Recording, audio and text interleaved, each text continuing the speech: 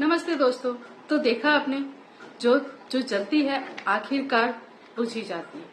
ठीक वैसे ही हमें जिंदगी मिली है और जिंदगी के साथ मौत भी निश्चित ही आती है। सुनने में थोड़ा अजीब लगता है, लेकिन ये जिंदगी की सच्चाई है जिसे हम चाहे ना चाहे एक्सेप्ट तो करना ही पड़ेगा। और इस मृत्यु के बाद शुरुआत होती है एक यात्रा की, जिसे हम अंतिम यात्रा कहते हैं। और आपको पता है ये यात्रा कितनी अनोखी होती है। अब मैंने अंतिम यात्रा को अनोखी यात्रा क्यों कहा, तो इसके लिए आपको देखनी होगी मेरी ये कविता। तो आइए सुनते हैं मेरी कविता, जिससे आपको ये समझ में आएगी कि अंतिम यात्रा इतनी अनोखी क्यों। अंतिम यात्रा है बड़ी अनोखी, किसी ने खुद की ना देखी। ना होते घोड़े हाथी, चलते साथ कोई चार सारथी। आ गई जब लंबी गहरी नींद, दरवाजे पर जम गई भीड़। अंतिम यात्रा की सामग्री झट से जुट जाती, जैसे कि हो कब से तैयारी। सजा सवरा अंतिम बार, चल पड़ा अब ईश्वर के द्वार। फूलों की सेज के साथ फूलों की चादर मिली है पहली और अंतिम बार। दूसरों को देखा था कफन में लिपटा, आज मैं भी लिपट कर सोया पहली और अंतिम बार।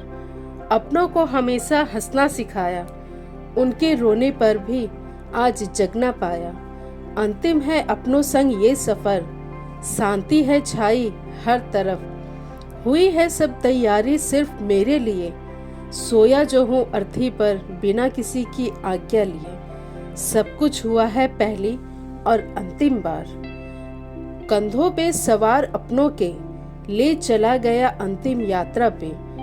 पीछे छूटा संग अपनों का, किसी भी चीज का कोई भी मोह रोक ना सका।